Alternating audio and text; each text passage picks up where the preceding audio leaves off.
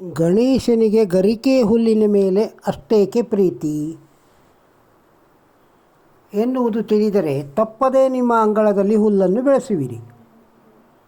ನವಂ ಬಾಲಚಂದ್ರಂಚ ದಶಮಂ ತು ವಿನಾಯಕಂ ಏಕಾದಶಂ ತು ಗಣಪತಿಂ ದ್ವಾದಶಂ ತು ಗಜಾನನಂ.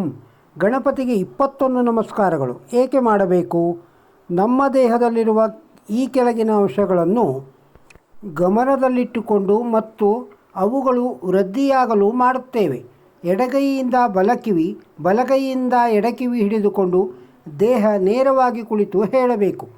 ಪಂಚಭೂತ ಭೂಮಿ, ನೀರು, ಅಗ್ನಿ, ವಾಯು, ಆಕಾಶ. ಪಂಚೇಂದ್ರಿಯಗಳು ಕಣ್ಣು, ಕಿವಿ, ಮೂಗು, ನಾಲಿಗೆ, ಚರ್ಮ. ಕರ್ಮೇಂದ್ರಿಯಗಳು ಕೈ, ಕಾಲು, ಬಾಯಿ, ಗುದ, ಗುಹ್ಯ. ಪಂಚತನ್ಮಂತ್ರಗಳು ರೂಪ, ಶಬ್ದ, ಗಂಧ, ರಸ, ಸ್ಪರ್ಶ. 14 ವರ್ಷದ ಮಕ್ಕಳು 14 ನಮಸ್ಕಾರ, 14ಕ್ಕೆ ಮೇಲ್ಪಟ್ಟವರು 21 ನಮಸ್ಕಾರ ಮಾಡಿದರೆ ಒಳ್ಳೆಯದು. ಮದುವೆ ಆದಂಥವರು ಉತ್ತರ ದಿಕ್ಕಿಗೆ ಮುಖ ಮಾಡಿ ಹಾಗೂ ವಯಸ್ಕರು ಮತ್ತು ಮಕ್ಕಳು ಪೂರ್ವ ದಿಕ್ಕಿಗೆ ಮುಖ ಮಾಡಿ ಗಣೇಶನ ನಮಸ್ಕಾರ ಮಾಡಿದರೆ ಒಳ್ಳೆಯದು. ಗರಿಕೆ ಹಿನ್ನೆಲೆ ಮತ್ತು ಮಹತ್ವ. ಯಾಕೆ ಗರಿಕೆ ಹುಲ್ಲಿಗೆ ಪೂಜೆಯಲ್ಲಿ ಅತ್ಯಂತ ಪ್ರಾಮುಖ್ಯತೆ ಮತ್ತು ಶ್ರೇಷ್ಠತೆಯನ್ನು ನೀಡಲಾಗುತ್ತದೆ? ಗರಿಕೆಯು ದೇವರಾದ ಶಿವ, ದೇವಿ ಶಕ್ತಿ ಮತ್ತು ಗಣೇಶ ದೇವರನ್ನು ಒಟ್ಟಾಗಿ ಸೇರಿಸುತ್ತದೆ. ಗರಿಕೆಯ ಹಿಂದಿರುವ ಕತೆ ಇಲ್ಲಿದೆ, ಓದಿ.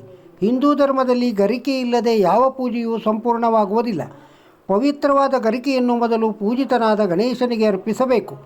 ಪೂಜೆಯಲ್ಲಿ ಪವಿತ್ರವಾದ ಸ್ಥಾನವನ್ನು ಮೊದಲು ತುಳಸಿ ಗಿಡಕ್ಕೆ ನೀಡಲಾಗಿದೆ. ತುಳಸಿಯ ನಂತರ ಗರಿಕೆ ಹುಲ್ಲಿಗೆ 2ನೇ ಸ್ಥಾನ ನೀಡಲಾಗಿದೆ. ತುಳಸಿ ಮತ್ತು ಗರಿಕೆ ಎರಡೂ ಸಹ ಪವಿತ್ರವೆಂದು ಭಾವಿಸಲಾಗಿದೆ. ಗಣೇಶನ ಪೂಜೆಯಲ್ಲಿ ಗರಿಕೆಯ ವಿಶೇಷ ಸ್ಥಾನವನ್ನು ಪಡೆದಿದೆ. ಗರಿಕೆಯು ಎಲೆಗಳು 3 ಕತ್ತಿಗಳ ಆಕಾರದ ರೀತಿಯಲ್ಲಿ ಮೊದಲು ಚಿಗುರೊಡೆಯುತ್ತದೆ. ಆ 3 ಗರಿಕೆಯ ಎಲೆಗಳು ಸಹ 3 ದೇವತತ್ವಗಳಾದ ಶಿವ, ಶಕ್ತಿ ಮತ್ತು ಗಣೇಶನನ್ನು ಪ್ರತಿಬಿಂಬಿಸುತ್ತದೆ. ಗರಿಕೆಯ ಹುಲ್ಲಿಗೆ ಗಣೇಶ ದೇವರ ಆತ್ಮವನ್ನು ಆಕರ್ಷಿಸುವ ಶಕ್ತಿ ಇದೆ. ಹಾಗೆ ದೇವರ ತತ್ವಗಳನ್ನು ನೀರಿನ ಹನಿಗಳ ಮೂಲಕ ಗರಿಕೆಯ ಎಲೆಗಳಿಗೆ ಹೀರಿಕೊಳ್ಳುವ ಸಾಮರ್ಥ್ಯ ಇದೆ. 21 ಗರಿಕೆಯನ್ನು ಗಣೇಶ ದೇವನಿಗೆ ಪೂಜೆ ಮಾಡುವಾಗ ಅರ್ಪಿಸಿ ಭಕ್ತಿಯಿಂದ ಪೂಜಿಸುವುದರಿಂದ ಅದೃಷ್ಟವನ್ನು ಹೊತ್ತು ತರುವುದು ಎಂದು ನಂಬಲಾಗಿದೆ. ಗರಿಕೆಯ ಗಿಡವನ್ನು ಗುರುತಿಸುವುದು ಹೇಗೆ? ಗರಿಕೆಯು ಒಂದೇ ಬೇರಿನಲ್ಲಿ ಮೊದಲು 3 ಉದ್ದನೆಯ ಎಲೆಗಳಾಗಿ ಬೆಳೆದು ನಂತರ 3-4 ಗಂಟುಗಳಾಗಿ ಅಲ್ಲಿಂದ ಎಲೆಗಳು ಚಿಗುರೊಡೆದು ಮತ್ತೆ ಉದ್ದಕ್ಕೆ ಬೆಳೆಯುತ್ತವೆ. ಗರಿಕೆಯ ಎಲೆಯನ್ನು ನೀವು ಒಂದು ವೇಳೆ ಪೂಜೆಗೆ ಕಿತ್ತರೂ ಸಹ ಅದು ಬೇಗನೆ ಚಿಗುರೊಡೆದು ಮರುಹುಟ್ಟು ಪಡೆದು ಪುನರ್ಜೀವನ ಪಡೆಯುವುದು. ಗರಿಕೆ ಹುಲ್ಲಿನ ಕತೆ. ಒಂದು ಕಾಲದಲ್ಲಿ ಒಬ್ಬ ರಾಕ್ಷಸ ಅನಲಾಸುರ ಇದ್ದನು. ಅವನು ಸ್ವರ್ಗದಲ್ಲಿ ಆತಂಕ ಉಂಟು ಮಾಡಿದನು. ಅವನ ಕಣ್ಣಿನಿಂದ ಬರುವ ಬೆಂಕಿಯು ಅವನ ದಾರಿಯಲ್ಲಿ ಯಾರೇ ಬಂದರೂ ಏನೇ ಬಂದರೂ ಎಲ್ಲವನ್ನೂ ಸುಟ್ಟು ಹಾಕುತ್ತಿದ್ದನು. ಹೀಗೆ ಎಲ್ಲವನ್ನೂ ನಾಶ ಮಾಡುತ್ತಿದ್ದನು. ಆಗ ದೇವನಾದ ಗಣೇಶನನ್ನು ಸಹಾಯಕ್ಕೆ ಆಹ್ವಾನಿಸಲಾಗುತ್ತದೆ. ಗಣೇಶ ಮತ್ತು ರಾಕ್ಷಸ ಅನಲಾಸುರ ಇಬ್ಬರೂ ಯುದ್ಧ ಮಾಡುತ್ತಾರೆ. ಆಗ ಅನಲಾಸುರನು ಬೆಂಕಿಯ ಉಂಡೆಗಳನ್ನು ಗಣೇಶನ ಮೇಲೆ ಎಸೆಯುತ್ತಾನೆ. ಆಗ ಗಣೇಶನು ಇವನನ್ನು ಸಂಹಾರ ಮಾಡಲು ವಿರಾಟ ರೂಪವನ್ನು ಪಡೆದು ಸಂಪೂರ್ಣವಾಗಿ ಅನಲಾಸುರನನ್ನು ನುಂಗಿಬಿಟ್ಟನು. ಆಗ ಗಣೇಶನ ದೇಹದಲ್ಲಿ ಅಧಿಕವಾದ ಉಷ್ಣಾಂಶ ಉತ್ಪತ್ತಿಯಾಗಿ ಗಣೇಶನ ಹೊಟ್ಟೆಯು ಸಹ ಊದಿಕೊಂಡು ಬಿಡುವುದು. ಗಣೇಶನು ಈ ದೇಹದ ಉಷ್ಣಾಂಶದಿಂದ ದೇಹಲಾಸ್ಯದಿಂದ ಸುಧಾರಿಸಿಕೊಳ್ಳುವುದಕ್ಕೆ ಹರಸಾಹಸ ಪಡುತ್ತಿದ್ದನು. ದೇವತೆಗಳಾದ ಬ್ರಹ್ಮ, ವಿಷ್ಣು, ಮಹೇಶ್ವರ, ಸೂರ್ಯ, ಚಂದ್ರ ಎಲ್ಲರೂ ಗಣೇಶನ ನೋವು ಕಡಿಮೆ ಮಾಡುವುದಕ್ಕೆ ಬಂದರು. ಏನು ಮಾಡಿದರೂ ಹೊಟ್ಟೆ ನೋವು ಗಣೇಶನಿಗೆ ಕಡಿಮೆಯಾಗುವುದಿಲ್ಲ. ಕೊನೆಗೆ ಋಷಿಮುನಿಗಳು 21 ಗರಿಕೆಯನ್ನು ತೆಗೆದುಕೊಂಡು ಬಂದು ಗಣೇಶನ ತಲೆಯ ಮೇಲೆ ಇಡುತ್ತಾರೆ. ಆಗ ಗಣೇಶನ ದೇಹದ ಉಷ್ಣಾಂಶವೆಲ್ಲವೂ ಆವಿಯಾಗಿ ಮಾಯಾಜಾಲವಾಗಿ ಕಡಿಮೆಯಾಗುತ್ತದೆ. ಗಣೇಶನು ಸಹ ಗುಣಮುಖನಾಗುತ್ತಾನೆ. ಎಂತಹ ಗರಿಕೆಯನ್ನು ಗಣೇಶನಿಗೆ ಅರ್ಪಿಸಬಾರದು? ಗಣೇಶನಿಗೆ ಹೂವು ಹೊಡೆದ ಗರಿಕೆಯನ್ನು ಅರ್ಪಿಸಬಾರದು. ಯಾಕೆಂದರೆ ಎಲೆಗಳು ಹಣ್ಣಾಗಿ ಹೋಗಿರುತ್ತವೆ, ಬಣ್ಣವು ಸ್ವಲ್ಪ ಬದಲಾಗುತ್ತದೆ. ಆದ್ದರಿಂದ ಅಂತಹ ಹಣ್ಣಾಗಿ ಹೂವು ಬಿಟ್ಟ ಗರಿಕೆಯ ಹುಲ್ಲನ್ನು ಪೂಜೆಗೆ ಬಳಸಬಾರದು. ಗರಿಕೆಯಲ್ಲಿರುವ ಜೀವಶಕ್ತಿಯು ಉಲ್ಲಾಸ ಕೂಡ ಕಡಿಮೆಯಾಗಿರುತ್ತದೆ. ಗರಿಕೆಯಲ್ಲಿರುವ ದೇವತೆಗಳನ್ನು ಆಕರ್ಷಿಸುವ ಶಕ್ತಿ ಸಾಮರ್ಥ್ಯ ಕೂಡ ಕಡಿಮೆಯಾಗಿರುವುದು. ಆದ್ದರಿಂದ ಹೂವು ಹೊಡೆದ ಗರಿಕೆಯ ಪೂಜೆಗೆ ಬಳಸಬಾರದು.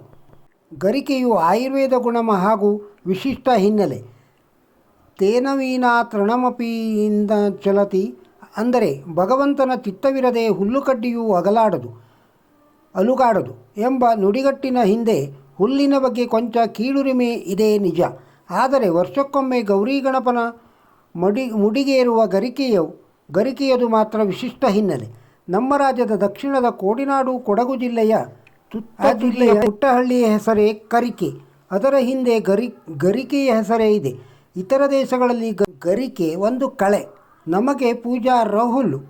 ಅದರ ನಾನಾ ಬಳಕೆಗಳ ದೊಡ್ಡ ಪಟ್ಟಿ ಆಯುರ್ವೇದ ಸಂಸ್ಕೃತಗಳಲ್ಲಿ ಗ್ರಂಥಗಳಲ್ಲಿ ಇವೆ. ಅನಿಯಮಿತ ಮುಟ್ಟಿನ ಸ್ರಾವದ ಹಿಂದೆ ಗರ್ಭಾಶಯದ ಒಳಗಂಟು ಪ್ರಬಲ ಕಾರಣ. ಅಂತಹ ಸಂದರ್ಭಗಳಲ್ಲಿ ದಾಳಿಂಬೆ ಸಿಪ್ಪೆ ಕಷಾಯ ಮತ್ತು ಗರಿಕೆಯ ರಸದ ಕುಡಿಸುವ ಮನೆಮದ್ದು ರೂಢಿಯಲ್ಲಿದೆ. ಅನೇಕರಿಗೆ ಗರ್ಭಕೋಶದ ಶಸ್ತ್ರಕ್ರಿಯೆ ನಡೆಸದಂತೆ ಗರಿಕೆ ರಸ ಸೇವನೆ ಒಳಿತು ಮಾಡಿದೆ. ಅಂದರೆ ಕಲ್ಲು ಲೋಹ ಕರಗಿಸುವ ಗರಿಕೆ ಜೀವಂತ ಒಡಲ ಪುಟ್ಟ ಗಂಟು ಕರಗಿಸಿದರೆ ಅಚ್ಚರಿಯಿಲ್ಲ. ಮಹಿಳೆಯರ ತಿಂಗಳ ತೊಂದರೆ ಪರಿಹರಿಸಲು ಗರಿಕೆ ಸಂಜೀವಿನಿ. ಗರಿಕೆಗೆ ಹಲವಾರು ಹೆಸರುಗಳಿವೆ. ಅದರೊಳಗೆ ಗಂಡದೂರ್ವ, ಗಂಡಾಲಿ, ಶತವೀರ್ಯ, ಗೋಲೋಮಿ, ಮತ್ಸ್ಯ, ಶಕುಲಾದನಿ ಇತ್ಯಾದಿ ಪರ್ಯಾಯ ಹೆಸರು ಗರಿಕೆಯದು. ಇಲ್ಲಿ ಗಂಡ ಅಂದರೆ ಗಿಣ್ಣು ಅಥವಾ ಗಂಟುಗಳಲ್ಲಿ ಬೇರು, ಅಲ್ಲಿಯೇ ಹೊಸ ಕವಲು. ಅದನ್ನೇ ಉಪನಿಷತ್ಗಳು ಕಾಂಡಾತ್ ಪ್ರರೋಹಂತಿ ಎಂಬ ಸುಂದರ ಬಣ್ಣನೆಯೊಂದಿಗೆ ಸಸ್ಯಶಾಸ್ತ್ರೀಯ ವರ್ಣನೆ ಮಾಡುತ್ತದೆ. ಹಸುಗಳು ಅತಿಯಾಗಿ ಇಷ್ಟಪಡುವ ವಸ್ತು ಗರಿಕೆ. ಒಂದು ಹುಲ್ಲು 100 ಗುಣ ಎಂಬ ಗರಿಕೆಯ ಅತಿಶಯೋಪಕಾರ ಕಾಣುವೆವು.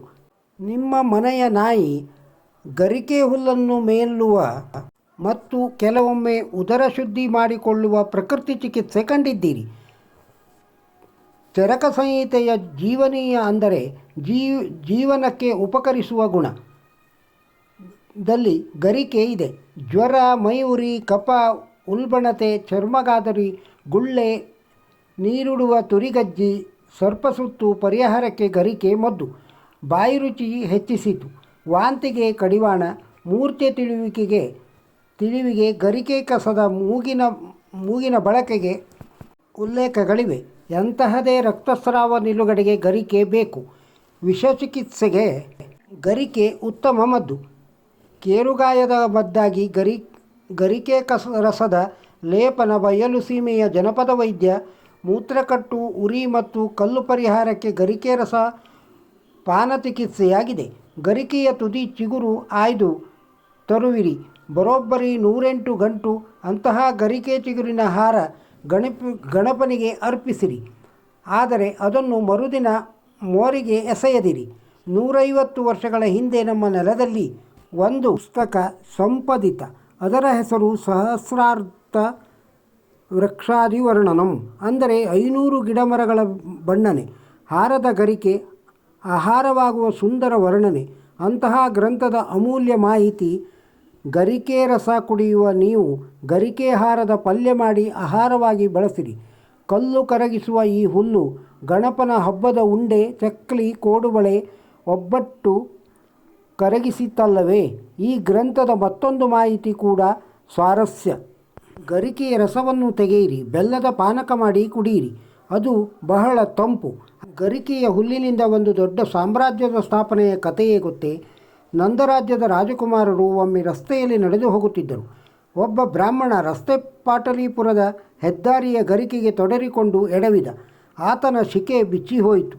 ಅದನ್ನು ಕಂಡ ರಾಜಕುಮಾರರು ಬಿದ್ದು ಆಗ ಸಿಟ್ಟಿಗೆದ್ದ ಬ್ರಾಹ್ಮಣ ಹೀಗೆಂದನು: ಎಲವೋ ದುಷ್ಟರೇ, ಇಂತಹ ರಾಜಪಥದಲ್ಲಿ ಗರಿಕೆಯ ಹುಲ್ಲು ಸ್ವೇಚ್ಛೆಯಾಗಿ ಬೆಳೆಯಲು ನಿಮ್ಮ ಅರಾಜಕತೆ ಕಾರಣ. ಇಂದು ನನ್ನ ಬಿಚ್ಚಿದ ಶಿಕೆ ಕಟ್ಟಲಾರೆ. ನಿಮ್ಮ ನಂದವಂಶ ನಿರ್ವಂಶ ಮಾಡದೇ ಇರಲಾರೆ. ಇಗೋ ನೋಡಿರಿ, ಈ ಗರಿಕೆಯನ್ನು ಬುಡ ಸಮೇತ ಕಿತ್ತು ಹಾಕುವೆನು. ಇಲ್ಲಿ ಬೆಂಕಿ ಹಾಕಿ ಸುಡುವೆನು. ಮತ್ತೆ ಇಂತಹ ಹುಲ್ಲು ಇಲ್ಲಿ ಹುಟ್ಟದಿರಲಿ. ನಿಮ್ಮಂತಹ ದುಷ್ಟರು ಮತ್ತೆ ನಮ್ಮ ನೆಲ ಆಳದಿರಲಿ. ಕೂಡಲೇ ನೆಲ ಬಗೆದು ಬ್ರಾಹ್ಮಣ ಗರಿಕೆ ತರಿದನು. ಆಗ ಅಲ್ಲಿಗೆ ಚಂದ್ರಗುಪ್ತ ಆಗಮಿಸಿದನು. ಅನಂತರ ನಂದ ಸಾಮ್ರಾಜ್ಯದ ಅಳಿವು, ಮೌರ್ಯರ ಸ್ಥಾಪನೆ, ಇತಿಹಾಸದ ಪುಟಗಳು. ಜುಟ್ಟು ಬಿಚ್ಚಿ ಶಪಥ ಮಾಡಿದಾತನೇ ಚಾಣಕ್ಯ, ಅರ್ಥಶಾಸ್ತ್ರ ಗ್ರಂಥದ ಕರ್ತೃ. ಭಾರತದಲ್ಲಿ ಹೊಸ ಶಕೆಗೆ ಗರಿಕೆಯ ಹುಲ್ಲು ಕಾರಣವಾದ ಕಥೆ ಇದು. ಸಾಸಿವೆಗಿಂತಲೂ ಕಿರಿದಾದ ಗರಿಕೆ ಬೀಜ ಯಥೇಚ್ಛ ಬೆಳೆದರೆ 2.5 ಚದರ್ ಮೀಟರ್ ಹರವು ಪಡೆಯಬಲ್ಲದು. ಕೇವಲ 5 ತಿಂಗಳಲ್ಲಿ ಅಂತಹ ಬೆಳೆ 5 ಅಡಿ ತಳಕ್ಕಿಳಿದ ಬೇರು, ಸಮುದ್ರ ತಟದ ಉಪ್ಪು ನೀರು ಸಹ ಗರಿಕೆಯ ಕೆಚ್ಚಡಗಿಸದು. ಬಂಜರು ನೆಲದಲ್ಲೂ ಗರಿಕೆ ಬೆಳೆದೀತು. ಧರ್ಮೋ ರಕ್ಷತಿ ರಕ್ಷಿತ. ಕೃಷ್ಣಾರ್ಪಣಮಸ್ತು. ಸರ್ವೇ ಜನ ಸುಖಿನೋ ಭವಂತು. ಗರಿಕೆಯ ಮಹತ್ವವನ್ನು ತಿಳಿದಾಯಿತು. ಈ ವಿಡಿಯೋ ನಿಮಗೆ ಇಷ್ಟವಾಗಿದ್ದರೆ ಒಂದು ಲೈಕ್ ಕೊಡಿ, ಇದನ್ನು ಬೇರೆಯವರಿಗೂ ಶೇರ್ ಮಾಡಿ, ಹಾಗೂ ನಮ್ಮ ಚಾನಲ್ಗೆ ಇನ್ನೂ ಸಬ್ಸ್ಕ್ರೈಬ್ ಆಗದೇ ಇದ್ದರೆ ಸಬ್ಸ್ಕ್ರೈಬ್ ಆಗಿ. ನಮಸ್ಕಾರ.